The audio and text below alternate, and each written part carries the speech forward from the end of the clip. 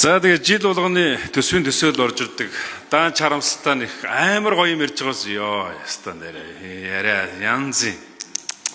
Тэгээд жилд нэг 2 юм уу дунджаар 2 солино. 21 онд бол жишээ нь 4 удаа сольсон шүү дээ.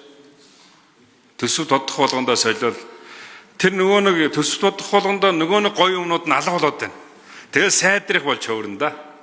Тэгээд тэд нар сайхан нэг ийм нэг семинар хийсэн шигээ гадна дотн зугаасан шигээ онгоцоор нисдэг дэргээр ниссэн шигээ тэгээд одоо семинарт ирсэн хүмүүс нь бүгдээрээ нөгөө сайдтай алга тасан шигээл тэгээд хамаг төсөвчин бүгдээрээ байхгүй болдог байхгүй. Тэгээд энэ жил дахиад их чинь. Ягаад гэвэл их жил нүүрсний үн чинь тийм амар өндөр байхгүй. Тэгээд өнөөдөр яг энд ингээд бид нар нэг юм төсвийн төсөөлгөд их жил нэг 33 их найд энэ төр хуваарлах гал яриа сууж байгаа хооронд чинь хамгийн гол одоо том хулгай хаана явж байгааг өгөхдөр Эрдэнэс 5 дахь өдөр чи явж байдаг байхгүй. Нүүрсөө өндөр тавьж байгаа л одоо их орлого олно гэдэг тэр тэнд одоо нүүрснээс чинь хулгайлдаг хүмүүс нь Эрдэнэс 5 дахь болсон. Яагаад би жишээ ганцхан жишээ хэлээд өгье. Админерал энержи ресурс компаниуд яг уурхай дотроо баяжуулах одоо үйлдвэр барьж яхад нөгөө Эрдэнэс 5 дахь 14 км-ийн цаана 30 сая тонн одоо нүүрс баяжуулна гэж үйлдвэр барьчаад яг ашиглаад явна гэхээр нэг ойролцоогоор 10 саяг л одоо баяжуулах тийм үйлдвэр барьсан. Тэрнийг нэг их 80 төгрөгөөр барьсан байгаа шүү дээ. Тэгээ одоо яаж ийм нөхдөр тэр дарга нар нь яаж ийм нөхдөр дахиад тендер зарлана.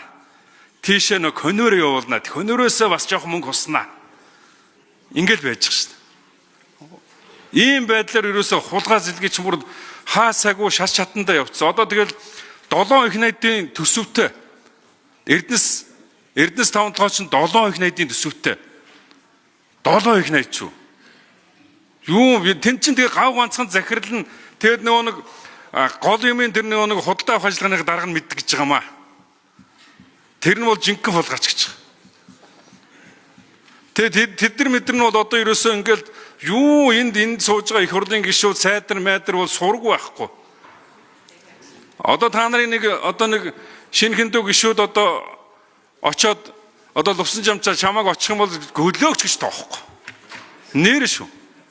Бүр тийм дампуурсан даварцсан газрууд бий болцсон. Тэрнийгээ зэгслэхгүйгээр та нар энэ лагдаг төсөөрөөд ийм гоё бүтээн байгуулалт энэ Монгол орон даяар хийн мэн гэж яриад ямар нэмэр байгаа юм бэ?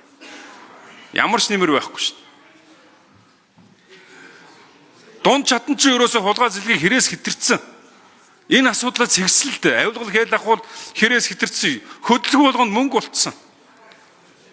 Энэ дээр энэ одоо их хурл засгийн газар манлайлалаа үзүүлдэ. Авилгалтаа тэмцээлэн гэх юм.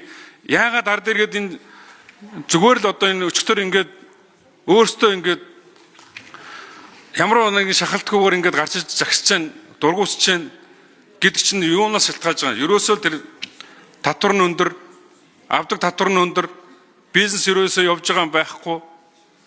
Тэгээ бүх одоо шатанд бүгдээрээ авилгал хэл ахвал болцсон.